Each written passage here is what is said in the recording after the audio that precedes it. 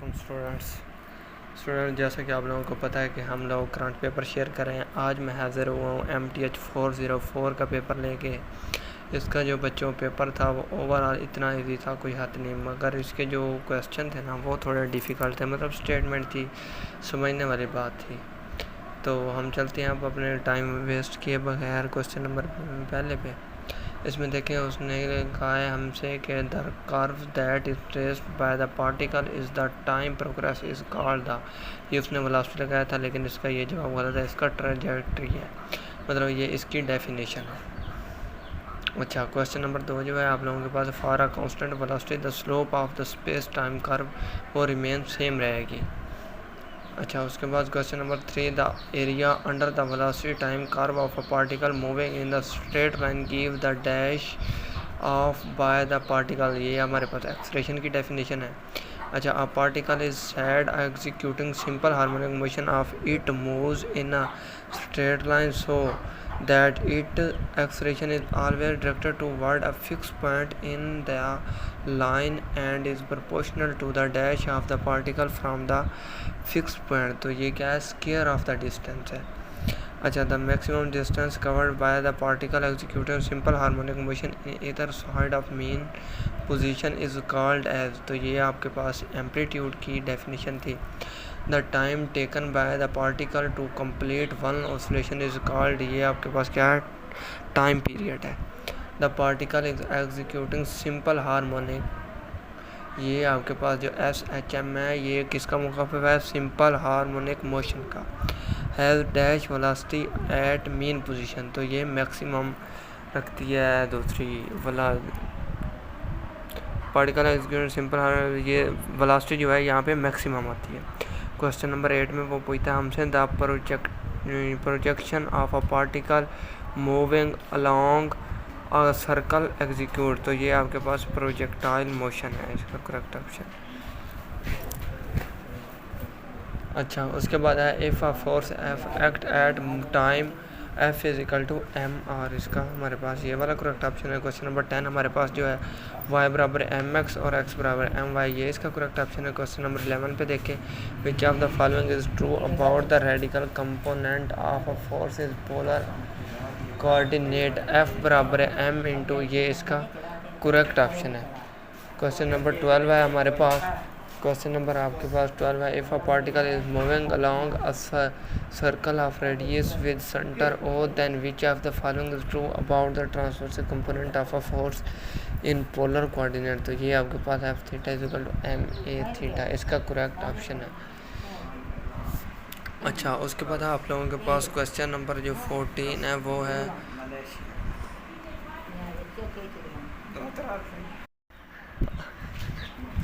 अच्छा इसमें देखें जो क्वेश्चन नंबर 14 है हमारे पास,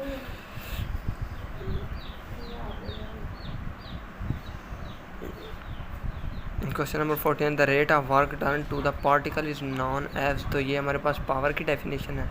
क्वेश्चन नंबर 15 जो है, in a conservation field of force the total energy of a particle dash throughout the motion, तो ये हमारे पास क्या होती है, ज़ीरो होती है। उस बच्चे ने गलत ऑप्शन लगाया। तो अच्छा आगे ये है if R is equal to X I plus X Y J then which of the following is true about the expression A of the particle, तो ये इसका क्या है, मतलब डबल डेरिवेटिव इसका लेंगे हम।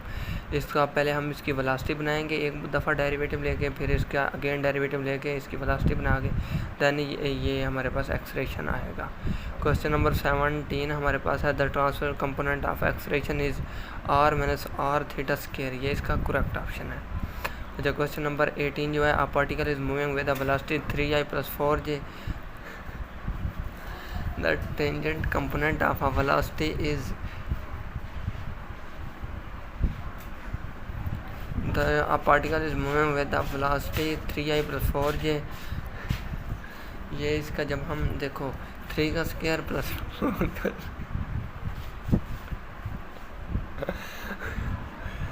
4 इसका स्क्वायर लेंगे तो हमारे पास जब इसका अंडर रूट होगा तो ये 3 का स्क्वायर हमारे पास 9 आ जाएगा, 4 का स्क्वायर हमारे पास 16 आ जाएगा, और हमारे पास जो इसका करेक्ट ऑप्शन 25 बन जाएगा, और 25 का स्क्वायर हमें पता है स्क्वायर रूट 5 के बराबर होता है। उसके बाद क्वेश्चन नंबर 19 है, एक्स बराबर 2t is the distance of a particle for a fix point at any time t, then the magnitude of the acceleration is 0। अच्छा, उसके बाद क्वेश्चन नंबर 20 है हमारे पास, the distance travelled by a particle moving in a straight line with uniform acceleration in the nth unit of time is. तो ये आपके पास इसका करेक्ट ऑप्शन ये वाला है। मज़ीद आप लोग इस ऑप्शन को ना चेक कर लें, ये मुझे कहीं पे मिला नहीं है, मतलब मैंने इसको काफ़ी बार सर्च किया, ये मुझे नहीं मिला। इसको आप लोग खुद सर्च करके बता देना कमेंट्स बॉक्स में कि सर ये ऑप्शन इसका बिल्कुल करेक्ट है। उसके बाद क्वेश्चन नंबर 21 है हमारे पास, when the acceleration is function of time only we may write A T. तो ये किसके बराबर है, D V and D T के। क्वेश्चन नंबर 22 हमारे पास जो है, which the acceleration is function of distance X only we may write A of X D double derivative with respect to D of X. The frequency of a particle executing simple harmonic motion is. तो ये इसका जो correct option था वो मेरे पास ये and वाला option था, मतलब divide by 2 pi under root ये था डिवाइड बाई 2 पाई, ये वाला इसका ऑप्शन था, अंडर इसका सी ऑप्शन डी ऑप्शन था। If a force F act at time t on a particle of mass m moving with the velocity v, then the equation of motion according to Newton second law is given by। तो ये आपके पास f equal to M V square, उसके बराबर है। 25 question है, particle of mass 2 kilogram is moving with velocity.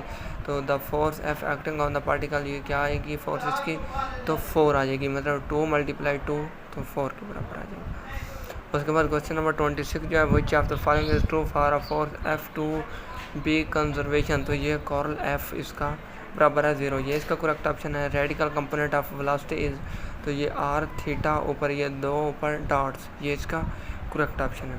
Question number 28 जो हमारे पास जो क्वेश्चन नंबर 28 दिया था, the position of particle moving along a path any time t is given by r2i plus cos tj and the polar angle is theta 4t, find the transverse component of acceleration at t is equal to pi/4।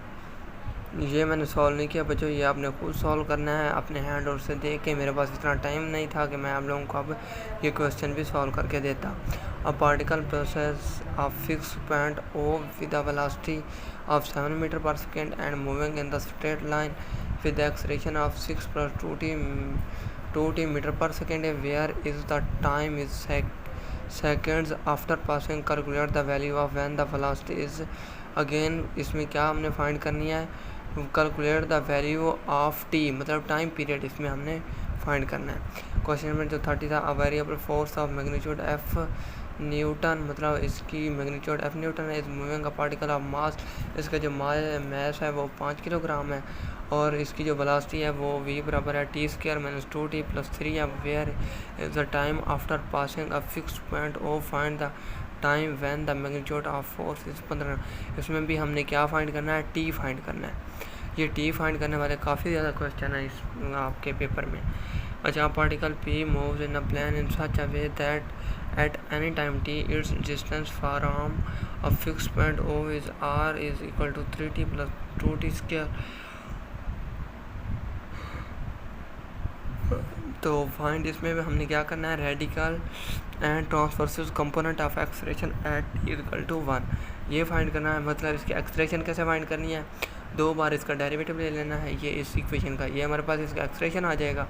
और radical component find करने के लिए हमने इसके फार्मूले में इसकी value put करनी है।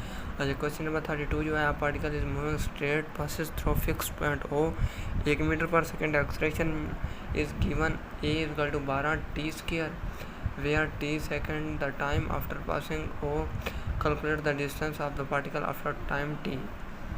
इसमें भी हमने t फाइंड करना था। अब व्हाट इज, ये आप लोगों के पास इसका क्वेश्चन था, इसमें हमने वेलोसिटी को फाइंड करना था, मतलब एक बार इसका डेरिवेटिव लेना था।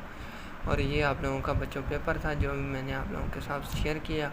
उम्मीद करता हूँ कि ये आप लोगों को अच्छे से समझ आ गया होगा। बच्चों, अगर आपको किसी जगह से कोई भी इशू है तो आप लोग हमारा नीचे व्हाट्सअप नंबर दिया हुआ है साबिर हुसैन वाला, आप उस पर कॉन्टेक्ट करके मतलब जो भी आपको कोई इशू है तो आप मेरे से पूछ सकते हैं। ओके, अल्लाह हाफिज़, दुआ में याद रखिएगा।